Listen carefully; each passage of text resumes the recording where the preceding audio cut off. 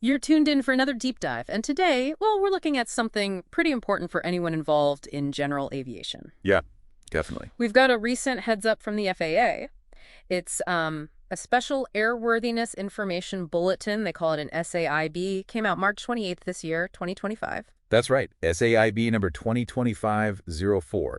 And it's basically the FAA reaching out asking for information from you, the listener. Okay, so not like new regulations hitting the books or anything like that right now. No, not mandatory actions. It's more, well, think of it as a broad request for your real-world experiences with these fuels. Right, and the mission seems pretty clear. The FAA wants to tap into what people actually know, the good stuff, the bad stuff, anything really about using unleaded avgas, the alternatives. Exactly. And it's key. They specifically say they haven't, currently found any unsafe conditions that would make them issue an airworthiness directive right away. So it's proactive data gathering, understanding what's happening out there. Precisely. Understanding the sort of the evolving situation. Which kind of ties back to something the FAA kicked off in 2022, right? That EGLE initiative. Yes, EGLE.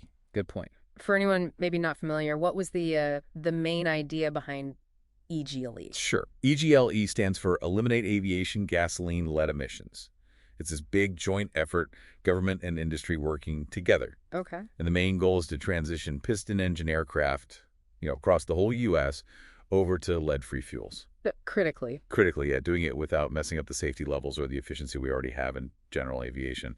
That's the tricky part. So this SAIB, this call for insights, it's directly feeding that EGLE initiative then. They need real-world feedback to make sure that transition actually works safely and efficiently. You got it. That's exactly why they're doing this. They need concrete data. And we are seeing more unleaded options popping up, aren't we? We are. Several are already out there, approved, and the word is more are in the pipeline. So it really feels like a pretty significant shift happening in the fuel landscape for GA. Absolutely. A major evolution. Okay, so here's where it gets maybe a bit more complex for you, the operator.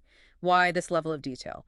The FAA needs to be able to tell the difference between, well, issues that might have always been there, even with 100 low lead. Right. The fuel we've used for decades, 100 octane with a bit of lead. And any completely new issues that might be cropping up specifically because of these newer unleaded fuels. Exactly. It makes total sense, doesn't it? Yeah. You need that baseline, that comparison to figure out what's really going on. Is this an old problem or a new one tied to the new fuel? Without detailed reports, it's hard to pin down the root cause of, say, a maintenance issue. It becomes incredibly difficult. Was it something that could have happened anyway with 100 LL?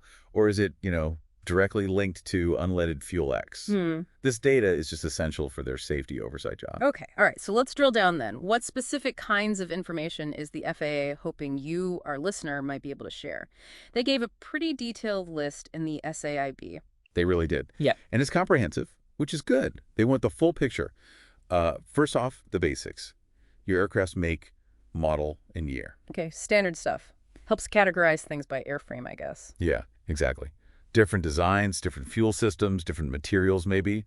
Then they want the specifics on the unleaded fuel itself. Manufacturer and type. Manufacturer, exact type. Super important to see if issues cluster around one specific fuel. And then engine details. Engine make, model, time since overhaul. Yep, make, model, and how many hours are on it since it was new or last overhauled. Yeah. Engine history could play a role. And they're interested in how much unleaded fuel has been used too. Oh, yeah.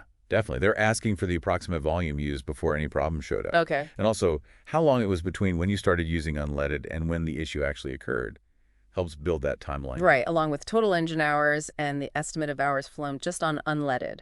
Gives context. And another really key thing, were fuels mixed? Ah, good question. Like topping off with 100 LL sometimes. Exactly.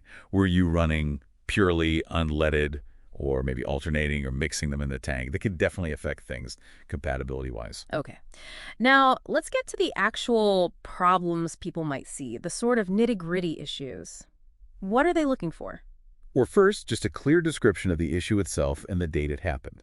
But then they dive into some really specific areas, like any recent maintenance before you switched fuel. Did you just replace hoses, gaskets, sealants, do engine work? Stuff like that helps rule out other causes. Okay.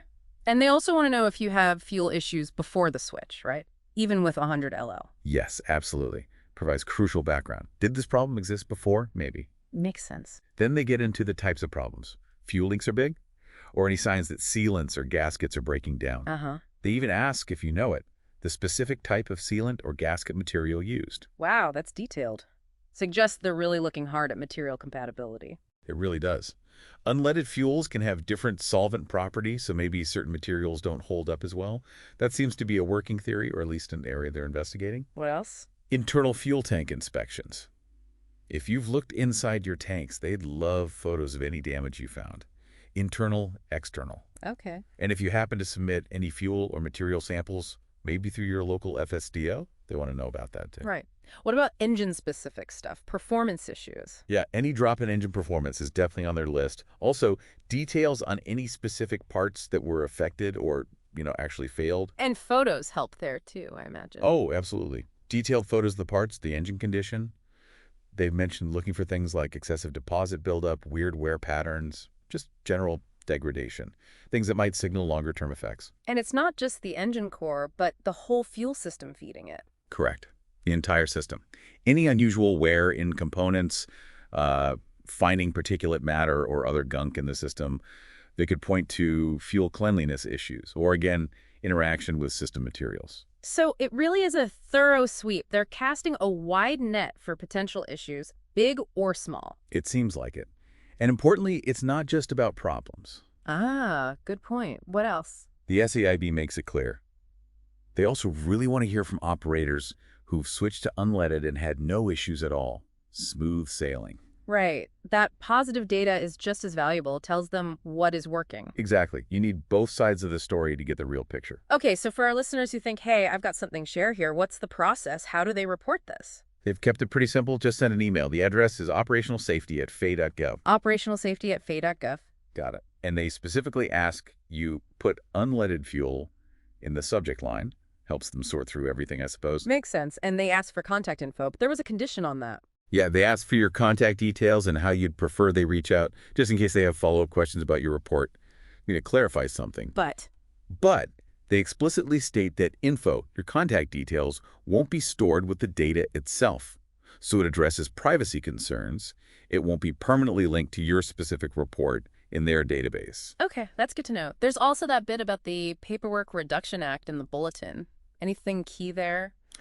It's mostly standard language. It basically says you don't have to respond if there isn't a valid OMB control number, which this does have. Okay. And it gives an estimate for how long they think filling out a report might take, about an hour per response, is their guess. And crucially, they reiterate, reporting is totally voluntary. Nobody's forcing you, but they really want the info. Exactly. And if someone has more questions about the SAIB itself or the reporting, is there a contact person? Yes. They list John Coffey. He's an aviation safety coordinator at the FAA. His email's the same one. Operationalsafety@faa.gov. Just put unleaded fuel in the subject. His mailing address is in the bulletin too. Okay, great. So let's kind of wrap this up. The big takeaway here is the FAA is really leaning into monitoring this shift to unleaded. They're not just watching, they're actively asking the GA community, asking you for your firsthand accounts. Yes, successes and challenges. Both are important. In this proactive stance, it really highlights that this is a major industry change. There could be, material compatibility things, performance differences, stuff pilots need to be aware of. For sure. These unleaded fuels, they just have different chemical properties. They might interact differently with older engine designs, older components, in ways we don't fully understand yet.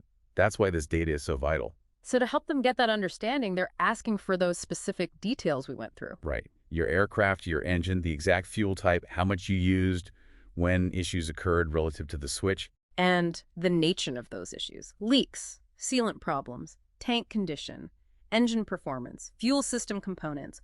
All that detail matters. It really does. My experience is these kinds of detailed data drives can uncover trends you'd just never spot otherwise. Little things add up. So if you have something to share, good or bad, remember that email. Operationalsafety@faa.gov. Put unleaded fuel in the subject. Your input could genuinely help make this whole transition smoother and safer for everybody. Absolutely.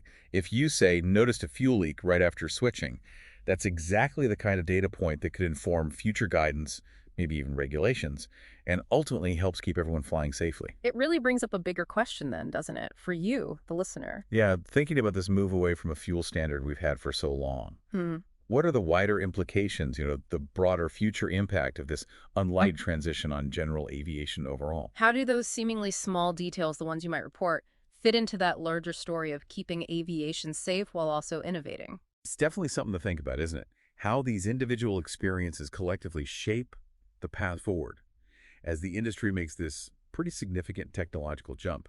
Food for thought.